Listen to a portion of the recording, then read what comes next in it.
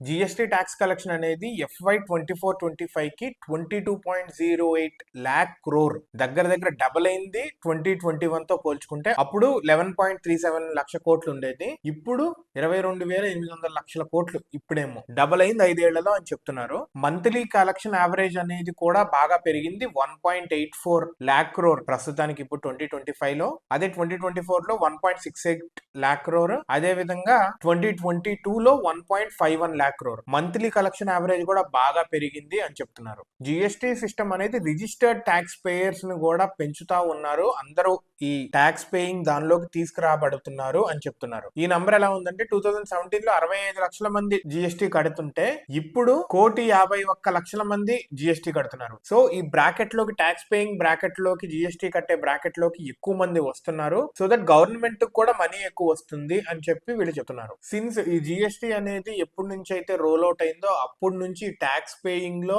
Since government ఈ GST అనేది ఎప్పుడైతే రోల్ అవుట్ చేసిందో అప్పటి నుంచి రెవెన్యూ కలెక్షన్ లో, ట్యాక్స్ బేస్ ఎక్స్పాన్షన్ లో చాలా స్ట్రాంగ్ గ్రోత్ చూయించింది. ఫ్యూచర్ లో ఇంకా చూయించబోతుంది అని చెప్తున్నారు. అన్నిటికంటే పీక్ ఏప్రిల్ 2025 లో 2.37 లక్షల కోట్ల జిఎస్టీ కట్టారు అని చెప్పి చెప్తున్నారు. సో ఇవన్నీ కట్టడం ఇదంతా ఓకే, బట్ ఇన్ రిటర్న్ ప్రజలకు ఏం వస్తుంది అనేది కూడా ఇంపార్టెంట్. గవర్నమెంట్ అది కూడా ఆలోచించాలి. డబ్బులు కలెక్ట్ చేయడమే కాదు, ప్రజలకు కూడా what are the benefits that they are giving అనేది కూడా చూసుకోవాలి. అది కూడా మైండ్ లో ఉంచుకొని ప్రజలకు సర్వీసెస్ ఇస్తే కనుక దట్ ఈస్ రియల్లీ గుడ్.